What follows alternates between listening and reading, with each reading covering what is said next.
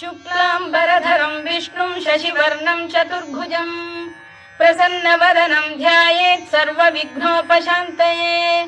व्यासं वसिष्ठनप्तारं शक्तेः पौत्रमकल्मषम् पराशरात्मजं वन्दे शुकतातं तपोनिधिम्।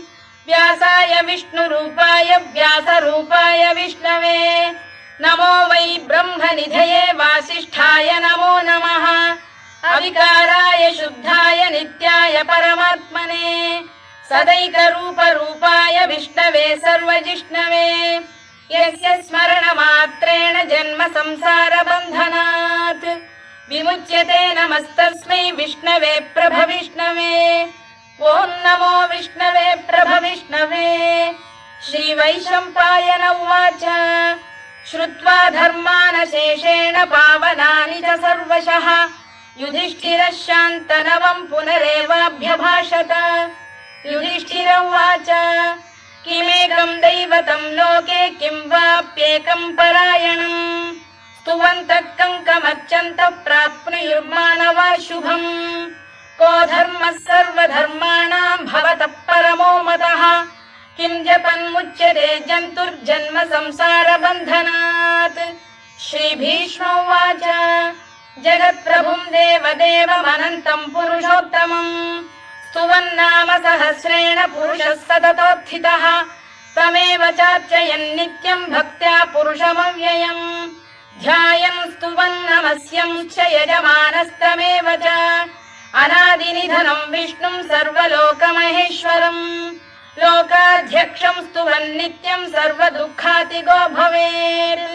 ब्रह्मण्यं सर्वधर्मज्ञं लोकानां कीर्तिवर्धनम् लोकनाथं महद्भूतं सर्वभूतभवोद्भवम् एष मे सर्वधर्माणां धर्मोऽधिकतमो मतः यद्भक्त्या पुण्डरीकाक्षं स्तवैरच्चेन्नरः सदा परमं यो महत्तेजः परमं यो महत्तपः परमं यो महद्ब्रह्म परमं यः परायणम् पवित्राणां पवित्रं यो मङ्गलानां च मङ्गलम् दैवतं देवतानां च भूतानां यो व्ययः यतः सर्वाणि भूतानि भवन्त्यादियुगागमे यस्मिंश्च प्रलयं यान्ति पुनरेव युगक्षये तस्य लोकप्रधानस्य जगन्नाथस्य भूपते विष्णोर्नाम सहस्रं मे शृणु पापभयापहम् यानि नामानि गौणानि विख्यातानि महात्मनः ऋषिभिः परिगीतानि तानि वक्ष्यामि भूतये।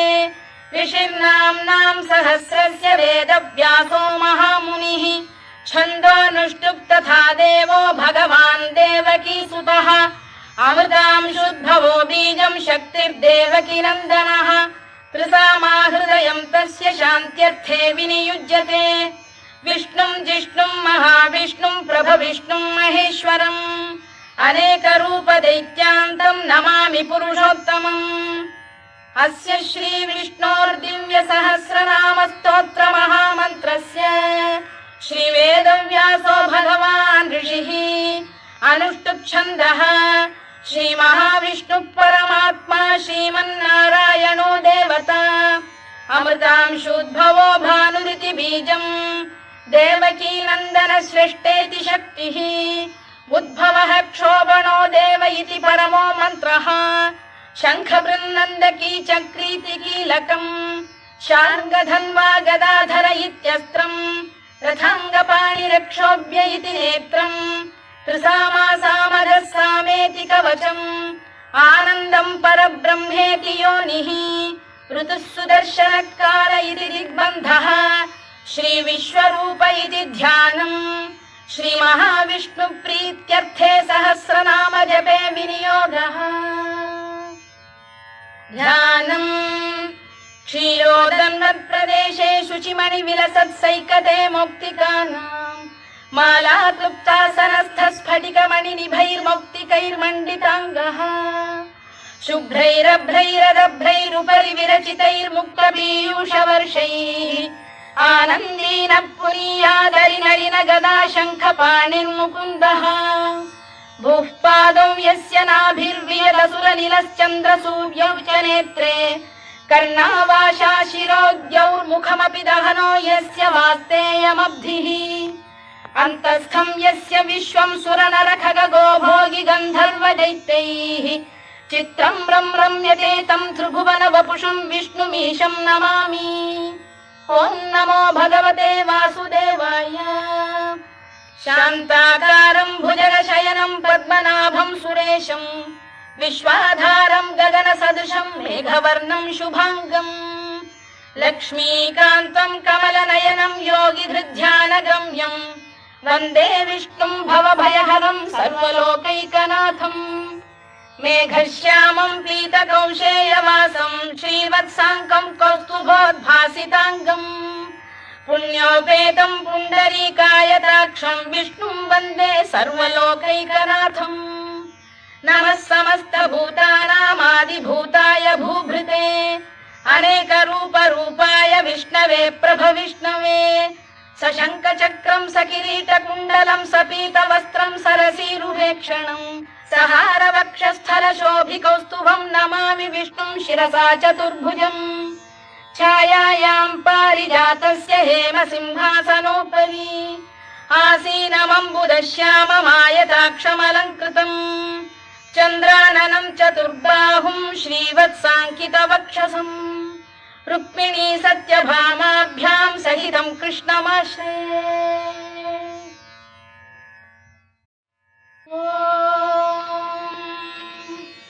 विश्वं विष्णुर्वषत्कारो भूतभव्य भवत्प्रभुः भूतभृद्भावो भूतात्मा भूतभावनः भूतात्मा परमात्मा च मुक्तानां परमागतिः अव्ययः पुरुषः साक्षी क्षेत्रज्ञोऽक्षर एव च योगो योगविदां नेता प्रधानपुरुषेश्वरः नारसिंहवपुः श्रीमान् केशवः पुरुषोत्तमः सर्वः शर्वः शिवस्थाणुर्भूतादिर्निधिरव्ययः सम्भवो भावनो भर्ता प्रभवः प्रभुरीश्वरः स्वयंभूः शम्भुरादित्यः पुष्कराक्षो महास्वनः अनादिनिधनो धाता विधाता धातुरुत्तमः अप्रमेयो ऋषिकेशः पद्मनाभोऽमरप्रभुः विश्वकर्मा मनुस्पष्टा स्थविष्ठस्थविरो ध्रुवः अग्राह्यः शाश्वतः कृष्णो लोहिताक्षप्रदर्दनः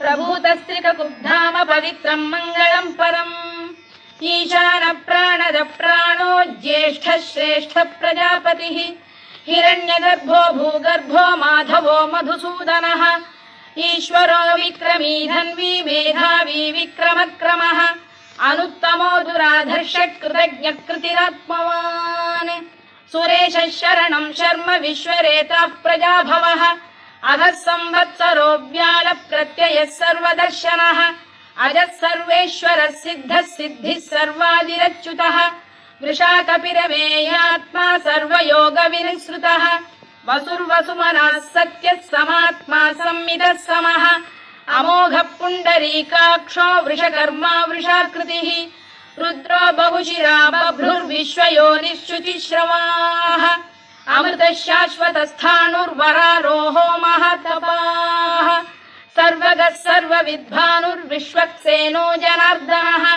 वेदो वेदविरव्यङ्गो वेदाङ्गो वेदवित्कविः लोकाध्यक्षः सुराध्यक्षो धर्माध्यक्षः कृताकृतः चतुरात्मा चतुर्व्यूहश्चतुर्दंष्टश्चतुर्भुजः भ्राजिष्णुर्भोजनं भोक्ता सहिष्णुर्जगदादिजः अनघो विजयो जेता विश्वयोनिः पुनर्वसुः उपेन्द्रो वामनः प्रांशुरमोघः शुचिरूर्जितः अतीन्द्रः सङ्ग्रहः सर्गो धृतात्मा नियमो यमः वेद्यो वैद्यः सदा योगी वीरः माधवो मधुः अतीन्द्रियो महामायो महोत्साहो महाबलः महाबुद्धिर्महावीर्यो महाशक्तिर्महाद्युतिः अनिर्देश्य वपुः श्रीमान् अमे आत्मा महाधृधृत् महेश्वासो महीभर्ता श्रीनिवासः सताङ्गतिः अनिरुद्धः सुरानन्दो गोविन्दो गोविदाम्पतिः मरीचिर्दमनो हंसः सुपर्णो भुजगोत्तमः हिरण्यनाभः सुतपाः पद्मनाभः प्रजापतिः अमृत्युः सर्वदृक्